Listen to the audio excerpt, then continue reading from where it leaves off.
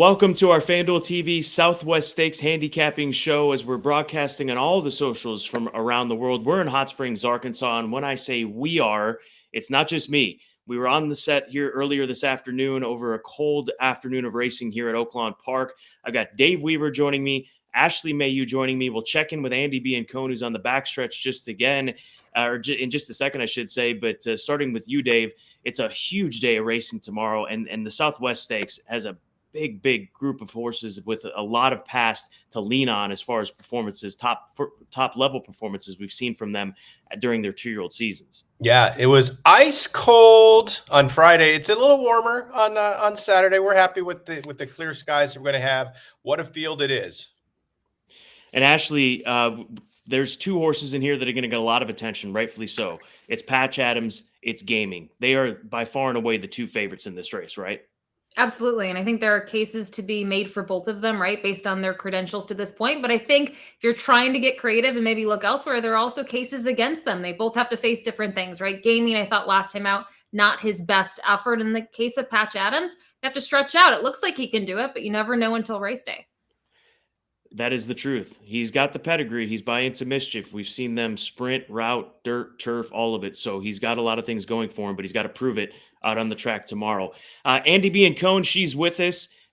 It's already been a success for Andie as she's back at the D. Wayne Lucas barn because she actually managed to hook up to the Wi-Fi there, which is a huge win. And she did it all on her own. So hell of a job, Andie. I didn't do it all on my own. I actually owe it all to assistant trainer Baz Nichols, who so kindly climbed up a chair in Wayne's office to get the Wi-Fi password and everything provided by the Arkansas HBPA. So way to go, Arkansas HBPA. But we're standing by with American Promise, one of the contenders in the Southwest tomorrow. And oh my gosh, he is so much fun. He's a colt by Justify, chestnut colt by Justify. How big is he, Andie? He's absolutely massive. Out of a tappet mare and really exploded last time out, breaking his maiden right here at Oaklawn Park under Tyler Bacon, an apprentice jockey who certainly has a bright future. But the fact that he has a win over the course, I say certainly helps him a lot going into the Southwest. And he's also one of the more experienced horses. He's had 6 races under his belt. It took him 6 tries to break his maiden, but he's been improving steadily with each race. Well, that's the thing, Andie. When you carry that white bridle, the D. Wayne Lucas white bridle, and you've got that sign next to you, the WL, you're going to be seasoned. Wayne asks a lot of his young horses, and that's the case with this colt. Without giving away the entire story, Andie, we were talking about this as we were signing off on FanDuel TV. Tyler Bacon, 17 years old. Do you have a quick preview of what folks are going to see tomorrow when it comes to his story, a 17-year-old young man who's being given this opportunity to ride in $1 million race? Yeah, Tyler Bacon, he's really been making a name for himself here at Oaklawn Park. He's a very good rider, and he really only started riding horses very recently, or race horses at least. Started out riding at Fauner Park, here, this and that, and he's got several wins at the meet, really holding his own here at Oaklawn Park. He's only 17 years old. He's Native American, grew up on a Native American reservation, and started riding in those Indian races on ponies, etc. And just one day woke up and said, I want to be a jockey. But he certainly has talent. He does not look like an apprentice rider by any means on a horse. We always say on the track, you either have it or you don't, and Tyler Bacon certainly has it. But dude, how cute is American Promise? And fun fact, he's got a cool little wart on his nose, like a little bump. Don't talk about him like that. He's got a wart on his nose. He's proud It's a beauty of it. mark. Mark. His dad. He's by one of the best stallions, one of the best racehorses we ever seen.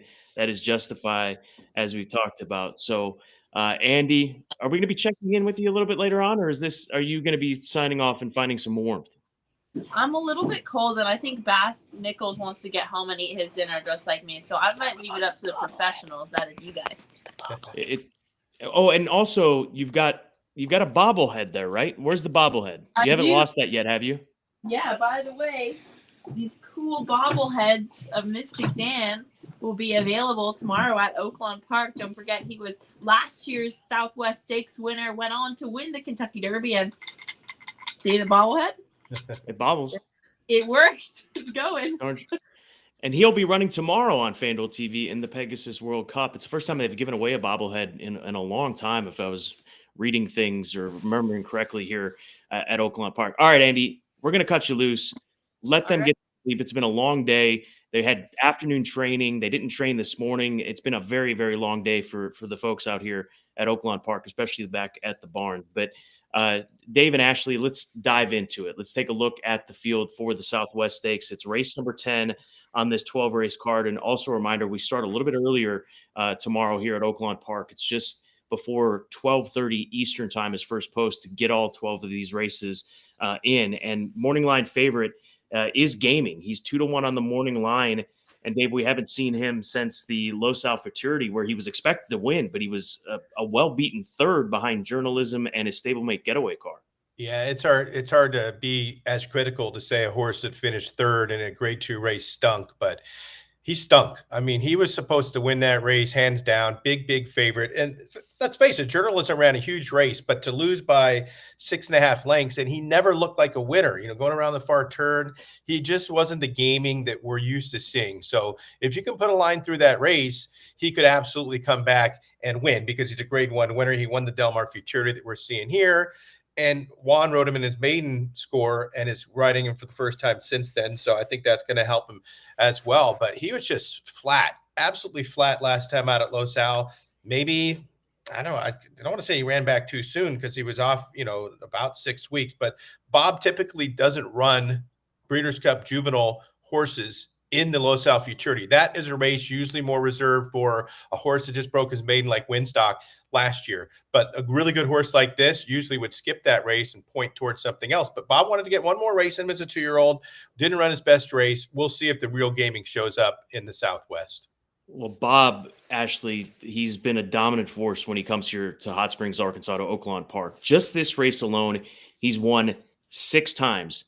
And he's so good at it that he won it twice back in 2012 when they had 2 divisions. That's how good the Baffert horses have been in the Southwest. And it's the same for all of these series, right? Southwest, Rebel, or the Arkansas Derby. There's a lot of horses that Bob has. Where would you categorize Gaming? And I know maybe I'm throwing you a curveball. Where would you rank him in some of the horses that we've seen from Baffert to a Citizen Bull, to a Barnes, to a Getaway Car, and the others? Matacat Road is another one that I'd throw in there. Where do you see him in the rankings right now? I know it's late January, but right now for Baffert.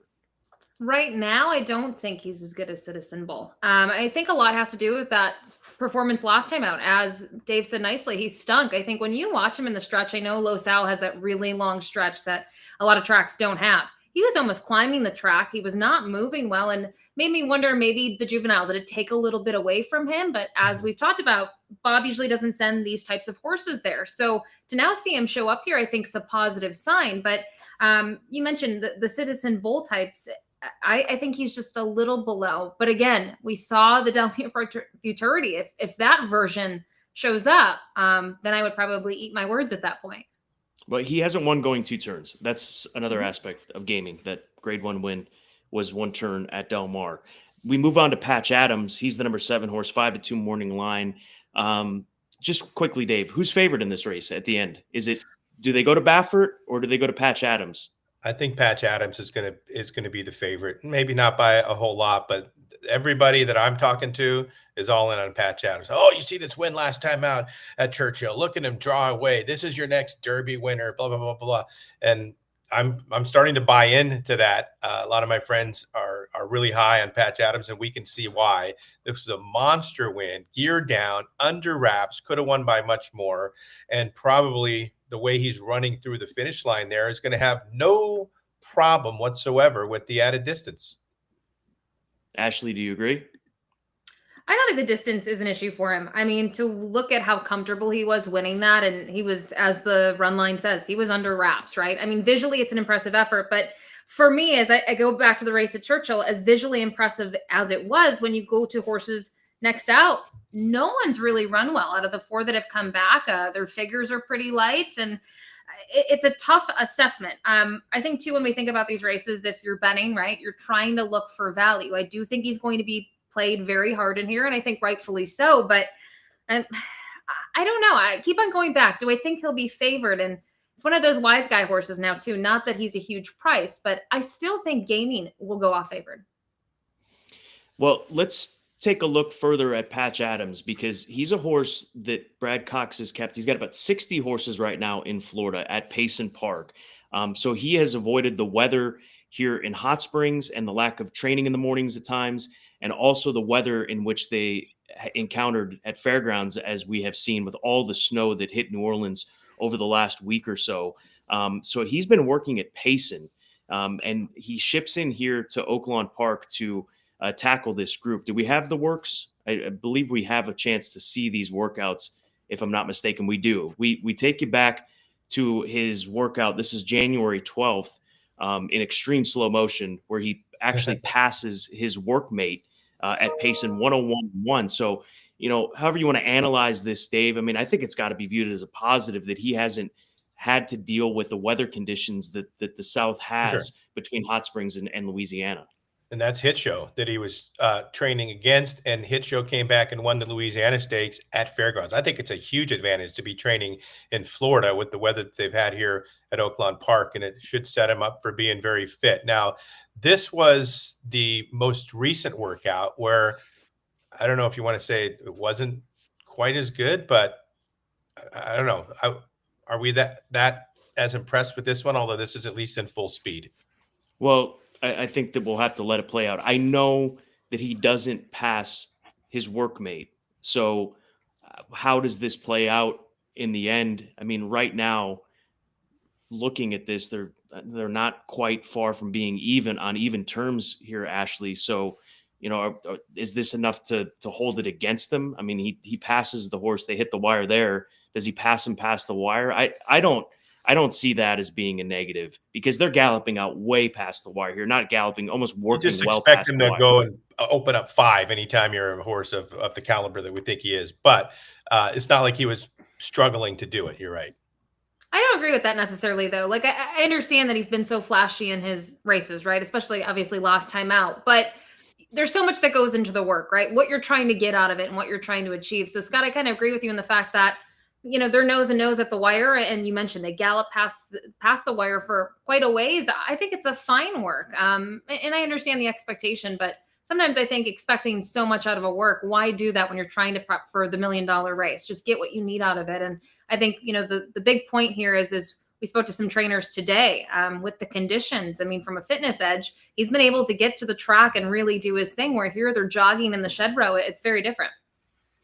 Brad Cox, he's not had a Brad Cox like meet. That'll be part of the conversation tomorrow here at Oaklawn as we handicap the Southwest and the undercard races. But I think you've got to pay attention to these horses coming in for Florida for Brad Cox, and I'll leave it at that.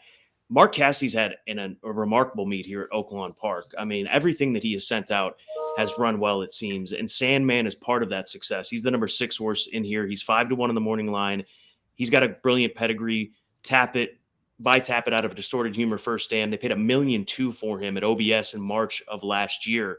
And this was a performance, Ashley, in which he was expected to put together. This gray colt was expected to do this because he was coming out of much different type of competition, much tougher competition than what we saw from him during the latter end of his 2-year-old season.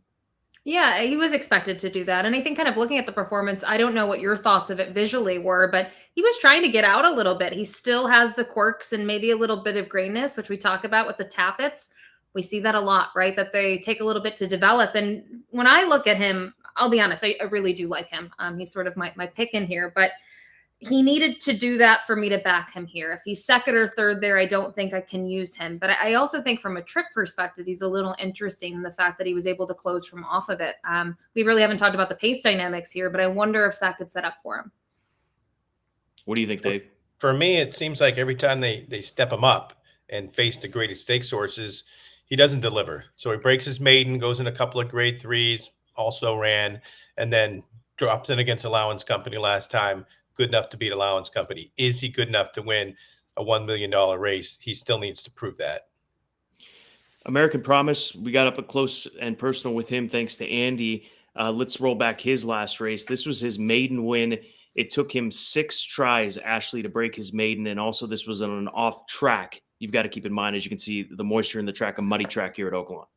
Yeah, and I wonder if that flatters his performance. And the fact that you look at him, He was gate to wire winner here. And I do think that the off track aided him, and kind of looking at the forecast, we don't expect to have that tomorrow. But regardless of that, I think the thing to me is the buyer. The buyer comes back so strong here. It's a 95. And I'm not saying that they are the holy grail, but kind of knowing the coach, Dwayne Lucas, and what he does, I think when you see a number like that, this horse does have, at least a look in here, and maybe one to use. But I don't think he's going to be necessarily by himself on the lead, looking at who else is in here. So I wonder what his sort of best case scenario is. And at 6-1, I would want more value on him if I liked him here. If you like him, Scott, you have to like Publisher, because in that backtrack we were just seeing there, Publisher was the horse that was gaining on him, and American Promise pretty much had an easy lead. Publisher was 5th early on and advanced all the way up to the 2nd. I think Publisher at 12-1 in the morning line, and he is by. I'm wearing my American Pharaoh shirt here, by the way, because this stallion went through Oaklawn Park on his way to the Triple Crown, and I think Publisher proved that he liked the track last time out and could get the win. We'll go back to the maiden race prior to that at Churchill, where he ran 3rd. I mean, he's 0 for 4 though. Maybe is he a horse that's just going to run to his competition, whether the maidens or whether they're grade 2 horses? He's going to be competitive. Well, he might be, Ashley, this is his debut at Ellis that we're looking at. He might get better with distance. I mean, that might be a positive, one of the biggest positives for him. In the way that he was gaining on American Promise in that race we showed you. I think so. I mean, last time out, kind of looking at even the race 2 back, I completely agree with that. And still is going to have to race at 1 mile and a 16th. Different conditions, though. Maybe a little bit of pressure on the front end. Speed King might go on the outside. So I typically don't gravitate towards maidens in stakes races, but I completely agree with what Dave said. If you like the 8, you have to like the 2. And kind of reminds me of other horses that we've seen Steve develop, right? That maybe this isn't going to be, the furthest he goes. He could be a 1 mile and an 1/8, 1 mile and 3/16 type. And he has an Eclipse Award winner on his back. That he does. Eric Asmussen, just 2 days removed from picking up the hardware down there at the Breakers in Florida. Let's go to Speed King. You brought up his name and his speed. This is an interesting colt. I mean, he broke his maiden at Churchill Downs in unexpected fashion, according to the wagering. He was nearly 23-1, Dave.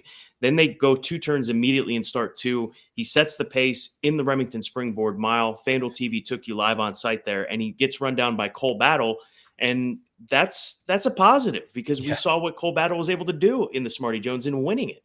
Yeah, Cole Battle, 20 points, 2nd right now on Derby points, and look at the gap back to everybody else. That was a big race from Speed King, and that was only his 2nd career start. Now, he didn't draw very good in here. Is he going to be quick enough to avoid a bad trip from post position number 10? That, to me, is the big question. Let's keep the conversation going. Let's go to Tistastic, Ashley. This is another one for Asmussen. His son, Keith, rides. He's got Keith and Eric riding both of his shots tomorrow in the Southwest Stakes. And Tistastic, he was 2nd in the grade 3 Street Sense behind Sovereignty. Then he was 3rd in the Kentucky Jockey Club in his most recent start. I mean, he deserves a chance in here at the very least, even if he's going to be I don't want to say a longer price, but probably around the 10-1 that we see on the morning line. Yeah, he does deserve a look. I mean, the one thing working against him, he doesn't have a win on dirt. When you look at his efforts at Kentucky Downs, which on its own level, I mean, turf racing is very different than other tracks with turf courses. That's what we've seen from him. Those have been his 2 wins, but I agree with you in terms of how he ran there, and even, his other race on the dirt as of late. He's gotten different trips in each of them too, right? Where they tried to have him a little further off the action early, 2 back. And then more recently, he was right there. I kind of wonder what the ideal trip for him is. Maybe Dave, you have an idea, but I don't know where we'll see him positioned here, but at least his figures have improved, even though he doesn't have that dirt win. And I said that kind of works against him. He has taken that little step forward with each start. And he's going to need to again, but he's been getting faster in all 5 starts.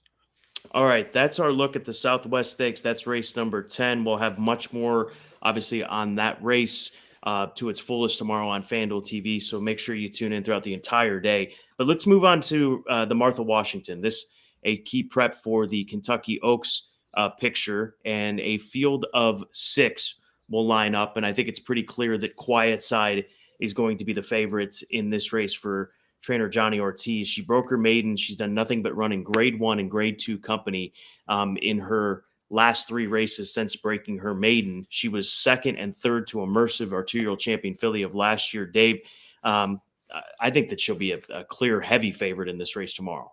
Immersive's undefeated, and the horse she lost to last time, Good Cheer, is undefeated. So she's never lost to any other horse that doesn't know how to not win. So this is a huge class drop for her going in the non-graded Martha Washington after being in 2 grade 1s and a grade 2. To me, she is a standout in here. What a nice filly for John Ortiz. She should run another big race. She's never ran a bad race in all 4 starts. She runs hard every single time. She's classy. She has tactical speed. She doesn't need to be in front, but she always comes running at the end.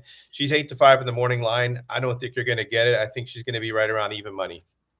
Actually, I think that when she looks around, well, horses are colorblind, right? So she can't tell. But if she could look around and not see blue in here, as in Godolphin blue, she would be encouraged, because Beaten by Immersive and Good Cheer, those are 2 of the best now 3-year-old fillies that we have in this picture of 2025 for the Oaks picture, and both of those owned by Godolphin. So much easier situation for Quiet Side, even though it is a $300,000 stakes race here at Oaklawn. Yeah, still great purse money here on the line. And I completely agree with that. I think when you look at the run line for her, you can say, well, she hasn't really been able to make up ground, right? She kind of flattens, but look who she's facing. And it's not like she's being beaten by huge margins. We're talking 2.5, 3.25 in her last 2. As Dave already said, this is a huge drop in class. And I don't care that she hasn't won since her maiden. I think the class relief alone, she's a standout, like Dave said. Let's go to Adira for L&N Racing and Steve Asmussen. This is a combo that's done quite well over really a short amount of time as far as L&N Racing. Lee and Michael Levinson out of Oklahoma, but an authentic filly, Dave, broke her maiden stylishly on debut at the end of May last year, but she's not been able to win since. No, but she's been in stakes races ever since then. So as soon as she broke her maiden, they're like, we got a good one here. She's been second once and third twice in those stakes races, and it's a small field in here. I'm not going to say she's going to win, but I think she could certainly run big enough to be in the exacta here. Kenny McPeak's got Take Charge Milady, the number 3 horse, Ashley. She comes into this race off a maiden win, and that was on an off track. The sun was out after the rain had come to Hot Springs, Arkansas, but she'll step up, and we'll see if Kenny can get back into the Oaks picture after a remarkable year that he had, of course, with a horse of the year, Torpedo Anna. Yeah, and I think looking at her, out of the 2 that he sends in here, I'm most intrigued by her. I think the way that we saw that performance, she takes off there in the stretch. She's much the best. You do have to wonder what she faced. We've already talked about it. Whenever I see an off track here at Oaklawn, I'm always kind of questioning it and looking at the race a little differently. But I actually love her race 2 back, even though she lost. I thought she was closing with, intent and interest in the final stages. And we know that Kenny doesn't necessarily have them geared up to go at first asking. So I have no kind of qualms about that. I'll draw a line through that race. And so far, her last 2, another one that seems like an improving type. And then Kenny's other horse, Dave, Gal's Delight. She's run once. She's won once. So certainly getting the litmus test in just start 2 of her career. She was 14-1 this day, but that tends to happen, right? Kenny doesn't get bet first time out. No, he's won a lot of races 15, 20-1 with first-time starters that don't win by a nose, that win by like 5 lengths like this one. I'm actually more intrigued, Ashley, by this filly than Take Charge Milady. And I think 8-1 is a pretty square price. Colby got to ride her down there at Fairgrounds. He's going to make the trip over to Hot Springs. And I like Goals Delight to run a big race. And then we'll close out this conversation and the show with a look at Legal Empress as far as the Martha Washington. She's 20-1 on the morning line, Ashley. She just broke her maiden. She's trained by Abel Ramirez Rodriguez. If you haven't become familiar with Abel Ramirez Rodriguez, this is the man that has taken over the reins for Carl Broberg. This one not owned by Enzo Athletics. It's Jerry Namey, who had a longstanding relationship with Carl Broberg. But I don't want to say he put him in hand, but Abel Ramirez Rodriguez has almost picked up where Carl Broberg left off from a training perspective. Absolutely. And you look at the percentages that they both have won at. I mean, they're pretty comparable. Him right now at the meet, 32%.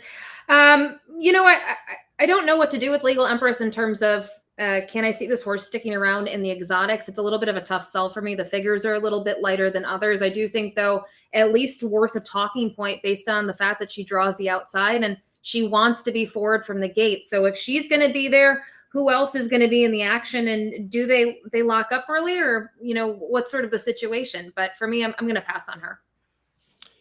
Dave, have you got a free T-shirt this trip yet? I'm assuming that was a free American Pharoah T-shirt. Have you No, secured this is anything just actually yet? given to me by my friend Julio, and it cost him at least $30. So nothing free about it. This here, right here, though, looks like it might have been free. I'm gonna wear my scarf here just to push things out. You got the hat or no? I do have the hat. I'm not gonna go that far. Do you have a slot machine picked out for the night here at Oaklawn for those that Yes. are tuning in the Hot Springs area where they can meet up with you and further pick your brain about tomorrow's card? Are you going to be at the what's the Buffalo one? Not Running Buffalo. What is it called? It's just called Buffalo or Buffalo Just Gold. Buffalo. No, we're gonna go to the Okay. we're gonna go to the hard hats on the right wall. I'll be there. Hard hats, right wall. So Yep. you walk in, go to the right. That's where you'll be. Oh yeah. Just keep the scarf on. They'll be able to find you.